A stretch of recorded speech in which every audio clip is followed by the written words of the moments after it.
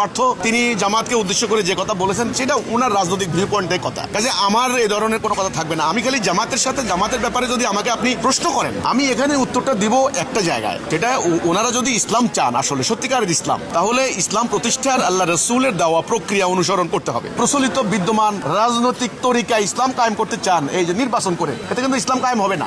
এটা হবে আমার কথাটা, আর আমি এর ব্যতিক্রম কিছু করতে চাই না। এক, দুই, আপনি ইসলামের কথা বলবেন তাহলে ইসলামের আদর্শ ধারণ করতে হবে, এই হচ্ছে কথা।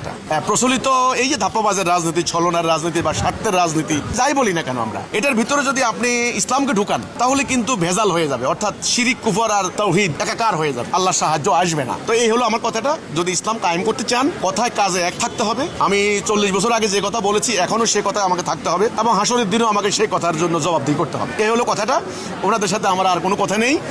আন্দালিব তিনি যে কথাটা বলেছেন একজন এমপি হিসেবে, পার্লামেন্টে বিরোধী দলকে নানান ধরনের ঘায়েল করার জন্য আরো কত ধরনের খুব চটকদার কথা বলে, কারণ গণতন্ত্রের মধ্যে যার গলার জোর বেশি তার ভোট বেশি, এটাই নিয়ম। গণতন্ত্রে কি, যার গলার জোর বেশি তার ভোট বেশি, এটাই হলো গণতন্ত্রের নিয়ম। ইসলামের মধ্যে এটা না। ইসলাম হলো আল্লাহ যেটা বলেছেন এটাই সত্য, আল্লাহ যেটা হারাম করেছেন ওটা হারাম, সবসময় প্রহিবিটেড থাকবে।